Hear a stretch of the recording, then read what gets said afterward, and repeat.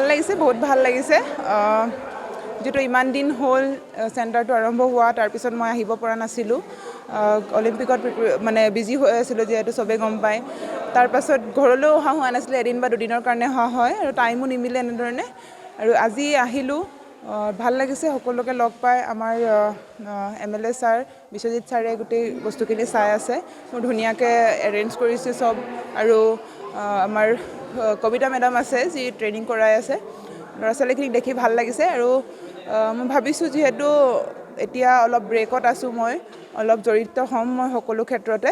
আৰু এইখিনি যিহেতু নিজৰ ল'ৰা ছোৱালী হয়, নিজৰ গাঁৱৰ ল'ৰা ছোৱালী হয়, তেওঁলোকৰ পৰাই প্ৰথম আৰম্ভ কৰিম বুলি ভাবিছোঁ।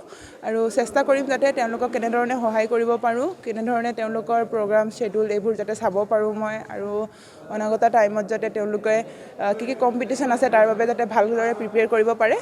আৰু মই বিচাৰোঁ যাতে আমাৰ এই বৰপথাৰৰ পৰাও যাতে আৰু ল'ৰা ছোৱালী ওলাব পাৰে, কাৰণ বহুত সৰু সৰু ল'ৰা ছোৱালীও আছে, যাক দেখি এনেকুৱা লাগিছে যে তেওঁলোকে ফ'কাছ আছে আৰু অনা টাইমত ভাল কৰিব পাৰিব।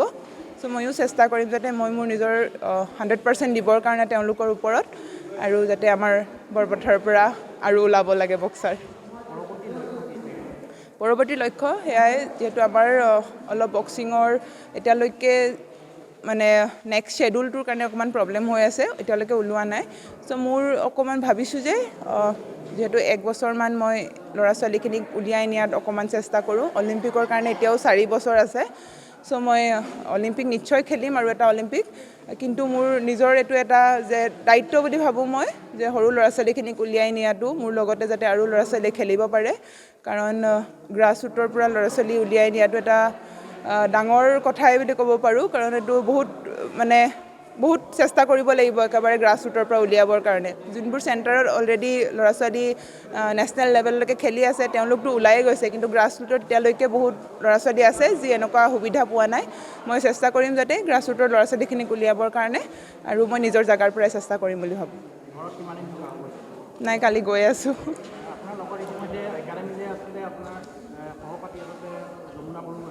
হয়,